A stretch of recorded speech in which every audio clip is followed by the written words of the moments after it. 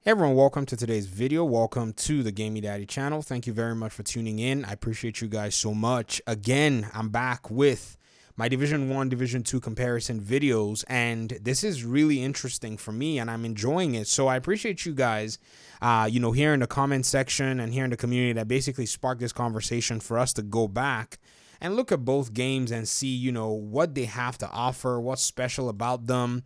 And so I have them both fired up here. And today I'm going with an idea that somebody threw my way. It's one that I've tried to execute before, but very challenging. But I'm going to give it another run and see how we can get at this. And it's very important nonetheless. It's one that I believe we as division agents have to basically talk about in the grand scheme of things. And what is this? This is exotics in the Division 1 compared to exotics in the Division 2. Now, the way we're going to approach these two topics is going to be somewhat different because there are differences in the way exotics were implemented in both games. So first of all, let's run through a very short inventory of exotic gear items for both games, and then we're going to see where we have better systems, poor systems, and where there seems to be a tie in both of them. That's basically what I came out with after my analysis on both of them. So the Division 2, if we start from there, basically has a whole bunch of exotics that the game the game has built up over time. And the main thing about the exotic pieces are they're actually designed to be singular, powerful pieces. So one exotic piece is supposed to be very strong, where when you're using it, you feel its impact in not only, yourself, you can also have an exotic that makes a great impact on your entire team. And that kind of I would say design perspective is something that the Division, being a community game, was designed to have that come into play. And because of the diversity of gear right now, the quantity of gear sets, it makes a whole lot of sense to me anyways and fits in this system, if you get what I mean. The reason I said that is because when we look at the Division 1, on the other hand, the Division 1 allowed for you to be able to I know some of you that are new are looking like, is he using multiple exotics? Yes. The Division 1 allowed for you to be able to run multiple exotics simultaneously, even to the point where you could run 2 exotic weapons and 6 exotic gear items altogether. I mean, you could run the whole 9 parameters 100% filled with exotics. This is basically what made the Division, exotic system very interesting. A lot of people loved it. They were basically all about the fact that, you could run all of your exotics at the same time if you wanted to. But here's the kicker when it comes to the exotics in Tom Clancy's The Division 1 versus Tom Clancy's The Division 2.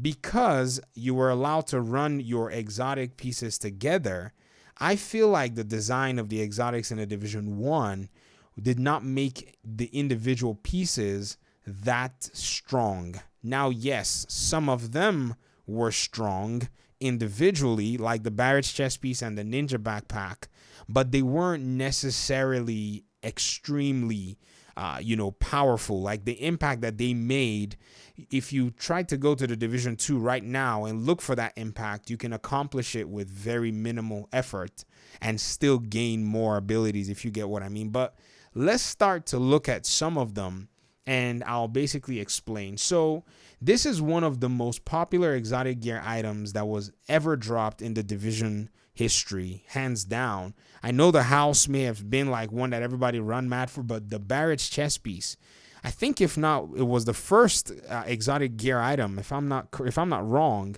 And we used to farm this boss, and she had the higher likelihood of dropping it. Lexington Event Center was the mission that you dealt with this boss. And everybody ran this mission over and over and over and over again. These were the memories of the Division 1, by the way. If you run Capitol Building and you don't get your stuff, cry me a river. Anyways, the RNG was so bad. My RNG in the Division history has been terrible. For those of you who don't know, and I played on PlayStation, I played on PC, I moved to PC, I had the second account. It wasn't until like TU suspensions that I started to get good RNG because a bunch of people got kicked out of the game. I think that allowed for stuff to drop for me. That's how long I've been playing this game, and I've had just bad loot quality. So sometimes, if I can't, sympathize with, people who have poor loot quality, it's not because I'm mean. It's because, I'm in the same boat and I'm just like, in a weird place. But the Barrett's chest piece basically had the talents Barrett's Bulletproof. No skills on cooldown increases skill power by 10%. One skill on cooldown increases damage by 5%. Two skills on cooldown increases armor by 10%. It's a very nice play on things, and you could have them roll with different major and minor attributes, which was really interesting because now not only could your Barrett's chest piece, really come with the generic skill, but the major and minor attributes could be the difference makers, on how your build would stand out compared to other people's builds. So the increase in damage and increase in, and decrease in skill cooldowns, and also, more increase in damage or, basically increase in armor were things that this particular chest piece basically gave you. Now, here's where the interesting part is. This was the only exotic gear piece when it came to gear sets in a chest piece. When it came to gear sets in the Division 1. But in the case of the Division 2, you have, I think right now in the Division 2, we have 3 chest pieces. We have exotic chest pieces. No, 2, sorry. We have the Tardigrade armor system, and we have the Ridgeways Pride. Now, I'm not here to say the Division 2 is better than, the Division 1's exotic chest pieces or whatever. Obviously, they are more powerful in a sense. I mean, if you think about it, Ridgeways is insane. It even got a buff after, everything. So it's pretty good. But the tardigrade really does make this huge impact. When we got the tardigrade armor system, this was when Warlords of New York first kind of dropped around, I think right before or after, I can't remember. And enemy NPCs were hitting really hard. So having this ablative nanoplating made this particular chest piece a very valued piece of item that somebody in your group could wear. And basically, whenever you or any ally, your armor breaks, they gain 80% of your armor as bonus armor for 10 seconds with a 45-second cooldown per ally. So killing an enemy with your special adjacent weapon removes this cooldown for all allies. So this is a very, very good chest piece to run as a buffer for your team. So for the longest time, you'd have people rock this stuff, and it really did change the game, especially when enemy NPCs were hitting hard. Now, I've heard many people complain about how enemy NPCs hit hard. Yes, we've had that in Division history where enemy NPCs become mad. Even Division 1 is not innocent. We had patch 1.3, basically the nightmare of all nightmares. Y'all have to agree, patch 1.3 is still the worst NPC patch in the Division history. It was terrible, man. I mean, literally, you could look at an enemy NPC and then your agent would die. Literally, just looking at them, it was that bad.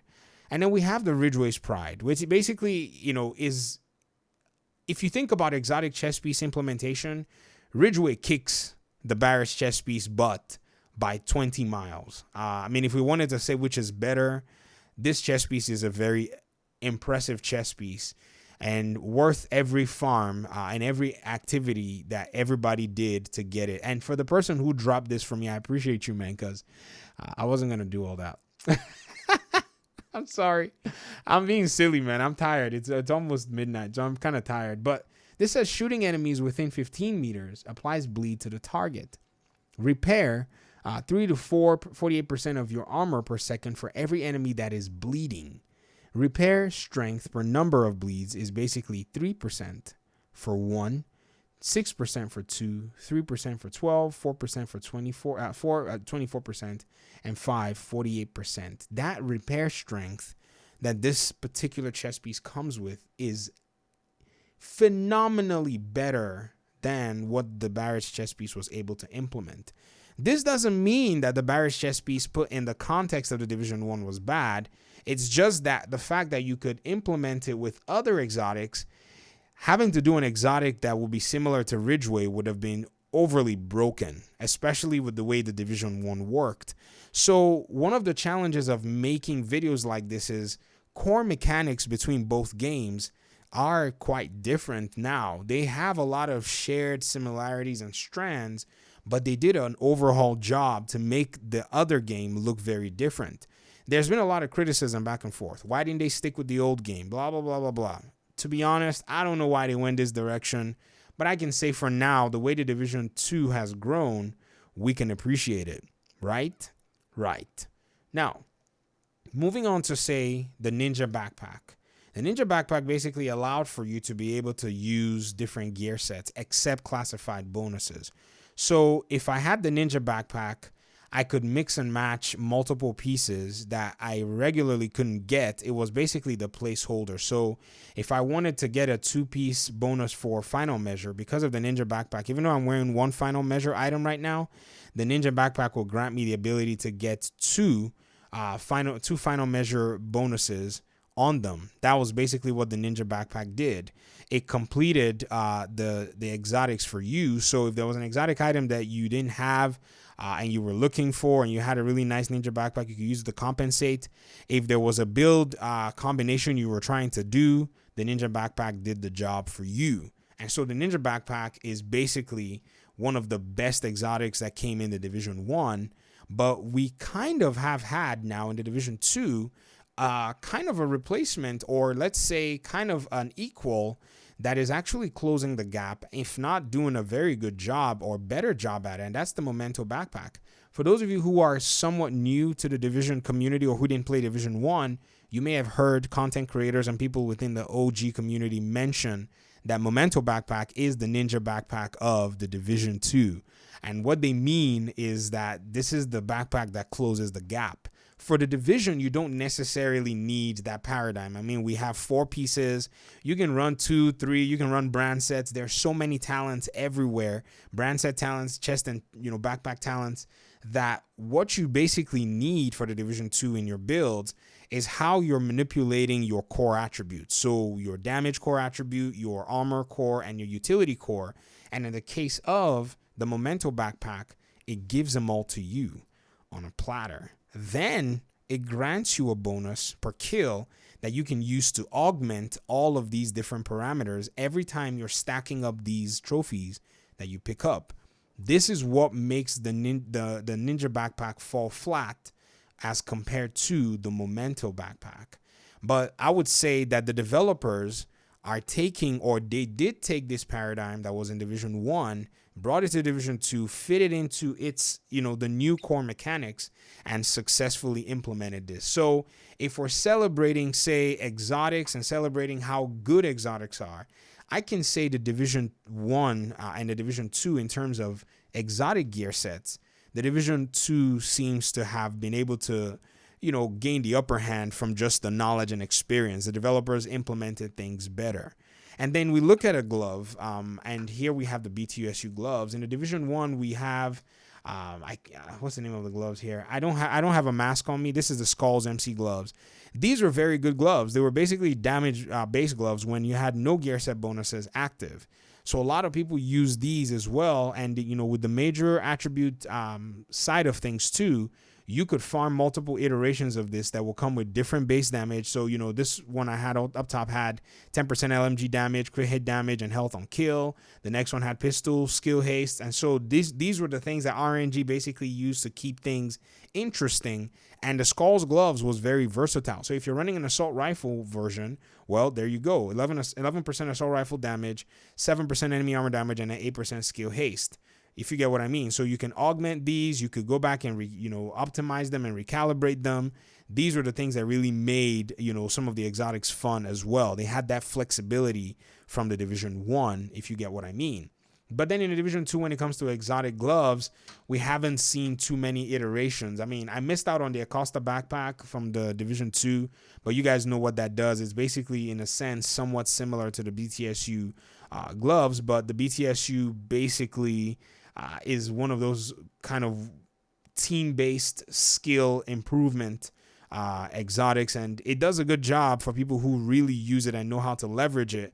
but you really have to be very smart in the way you time it. And I see its use a lot in the hard missions, like in Legendary. You have that person coming with this overclock and they just buff the whole team and you guys shred through everybody.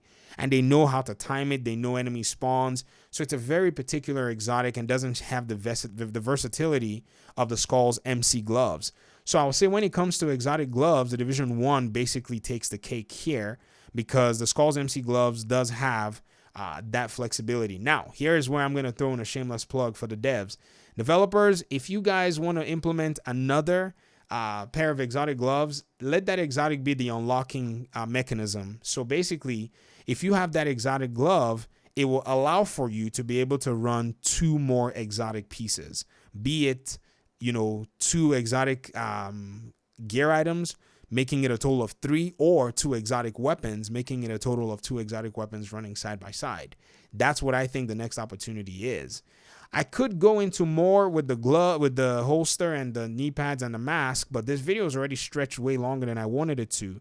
So let's cut it short here and we'll go for a part 2 where we'll be exploring kind of the holster, the gloves, and the knee pads. And we'll see what, you know, both games have been able to glean, well, what Division 2 has been able to glean from the Division 1 and what Division 1 had to offer in the time that it was actually here. So thank you very much for your time and audience. I appreciate you guys a lot. Thanks for engaging in these videos, by the way. I'm really happy that you guys are, you know, leaving comments and talking about the game. So that's really a big deal for me. Once again, thank you so much, and I'll talk to you in another video. Peace.